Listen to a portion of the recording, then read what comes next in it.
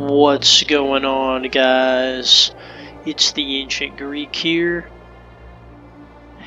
and here we sit,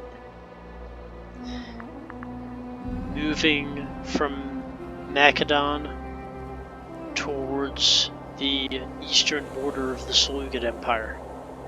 This is a time of great conflict, of uncertain future.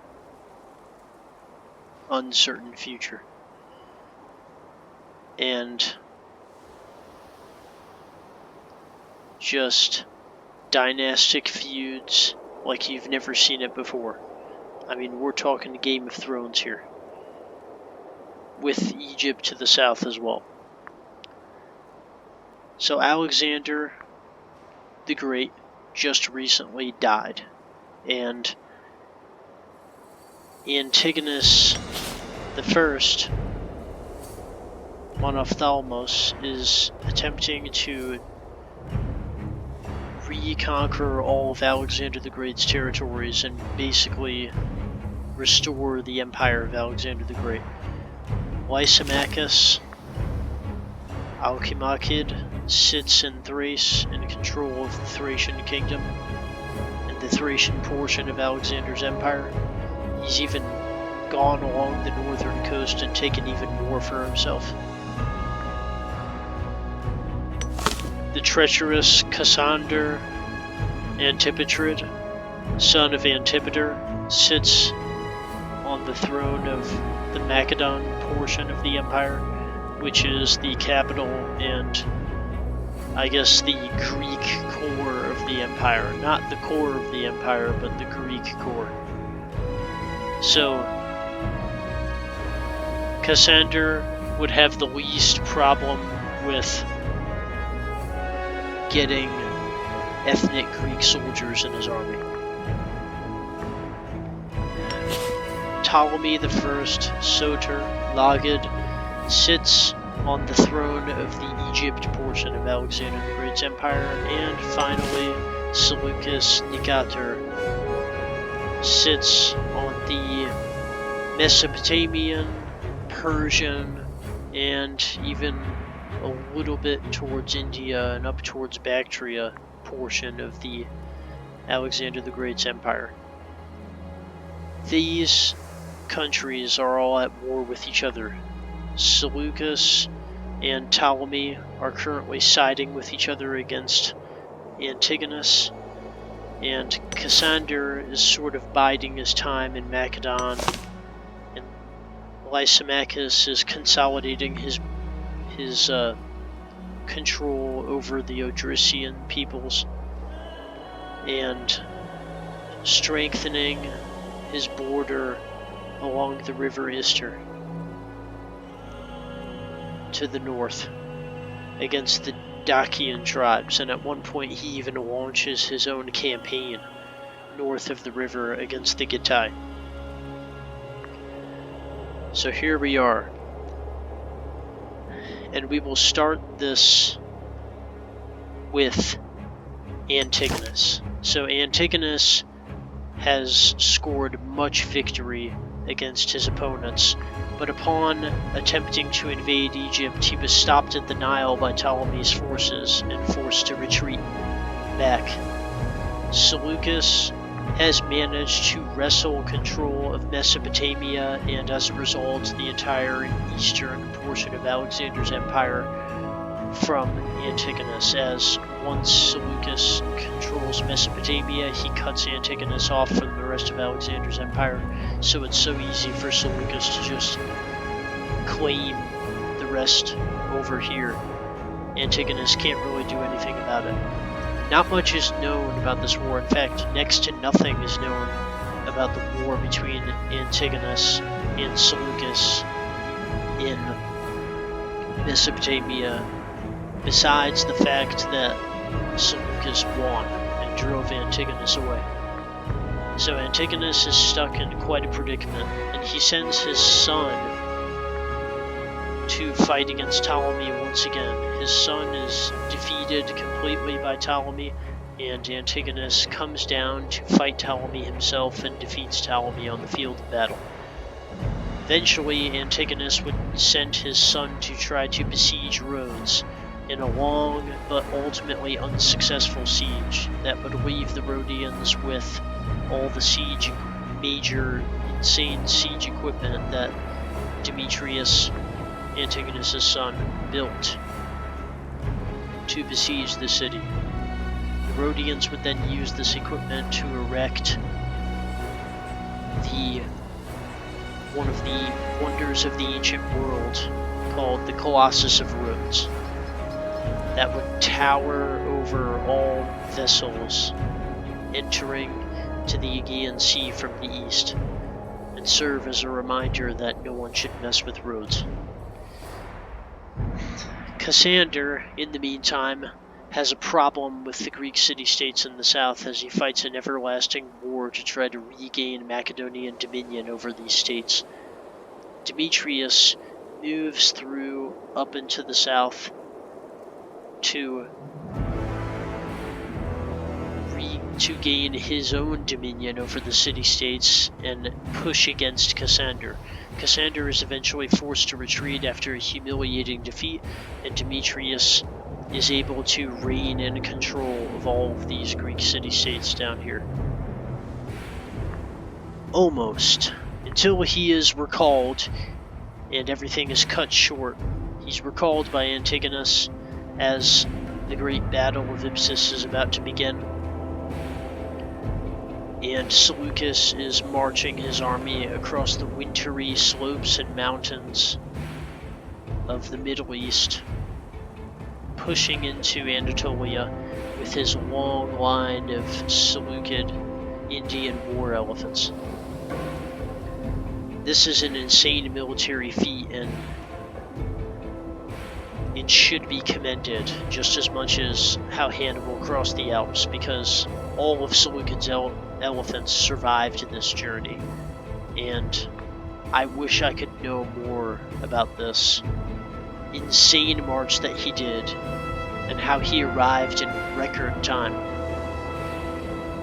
because that's an insane march to get an entire army mobilized from all corners of his empire, and then to actually march it all across this land in the dead of winter and arrive at Ipsus on time to fight Antigonus. Lysimachus, at the same time, after having conquered pretty much the entire western coast of Anatolia, all the way up into Bithynia over here, and Chios, and Astacos, and Paphlagonia, and Heraclea Pontica. After having conquered all of this land, he sends his own army to join Seleucus to fight against Antigonus at Ipsus, which is somewhere around here. Sort of around here.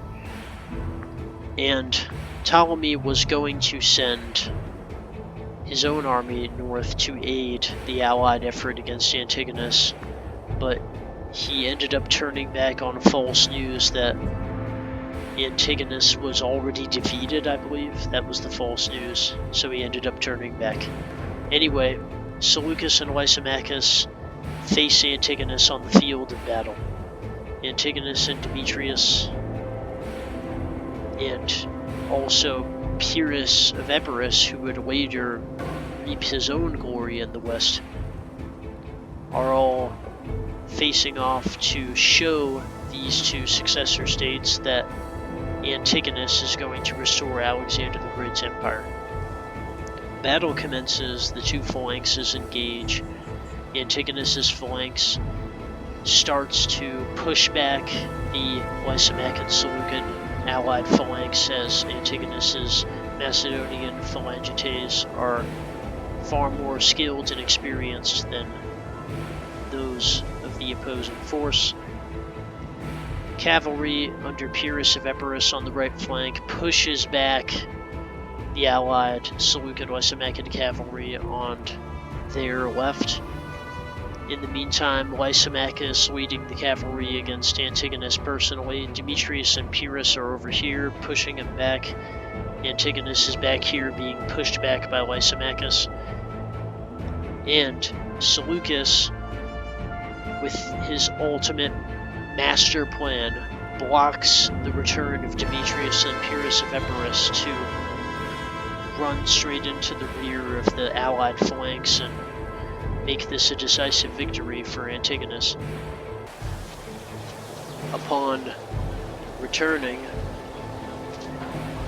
Seleucus moves his elephants into position and blocks the advance of Demetrius. Antigonus never loses faith in his son, fighting until the bitter end when he's killed in battle, possibly by Lysimachus himself. The Antigonid phalanx is doomed at this point, and seeing that their commander died, most of them either switch sides or retreat wholesale. And that is the end of the Battle of Ipsus and the end of Antigonus's empire. So his holdings are then divided between Seleucus and Lysimachus. Seleucus gets everything all the way up until here, I believe. All of this. Cappadocia is also under Antigonus's control. He gets all that. Seleucus gets everything all the way up to here, and Lysimachus gets everything all the way pretty much until, I think, this line right here, or possibly a little bit more to the east. Eventually, Lysimachus is defeated at the Battle of Coropendium by Seleucus after he kills his own son when his wife, who's actually a member of the Ptolemaic royal dynasty, tricks him into believing that his son wants to steal the throne from him. Disgusted by this, his lieutenant Philaertus runs away to Pergamon, originally wanting to give up Pergamon and his kingdom to Seleucus, but later his kingdom would end up becoming a strong independent power right here on the site of the famous ancient city of Troy in the Bronze Age. So Lysimachus's kingdom is defeated at this point, and Seleucus takes it, and at this point Cassander's power has been thoroughly crushed, and I believe Cassander himself ended up dying.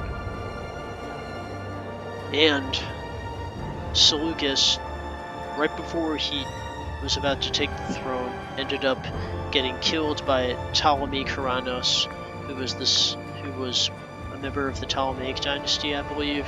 Either that, or he was a member of the family of Lysimachus. Either way, he killed Seleucus right before he was about to restore the entirety of Alexander's empire, with the exception of Egypt. And Macedon would go through a bitter struggle until finally Demetrius would seize all of Macedon and re-establish the Antigonid dynasty there.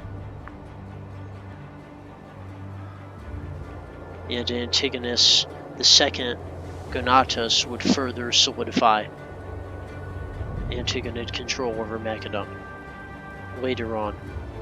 And at that point, the Seleucid Empire would be the largest successor state of them all, stretching all the way from their border right next to India to practically the west coast of Anatolia. And they would wage a war known as the Syrian Wars against Ptolemaic Egypt for basically the entirety of the Seleucid Empire's existence, until it would eventually be defeated by Ptolemaic Egypt.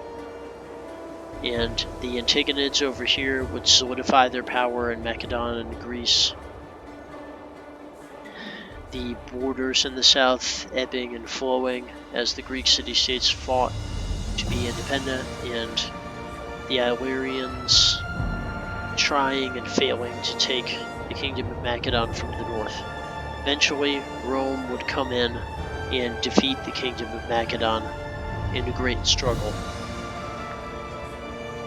This is the period that I'm going to be getting into much more detail in the future videos.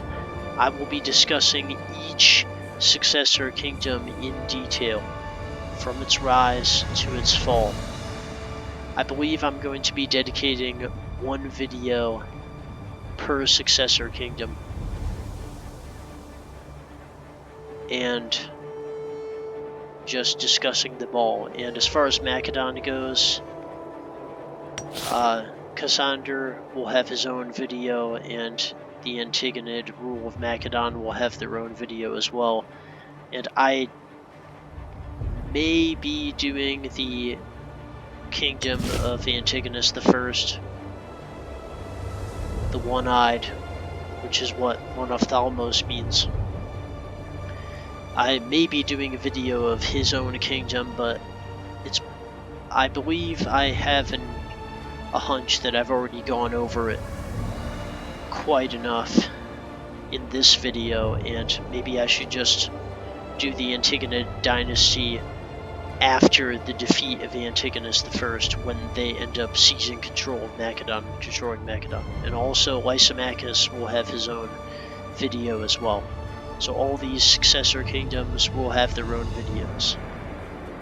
And those videos will be coming up next, so stay tuned. Have an amazing time, you Philhellenes. And the Ancient Greek is out.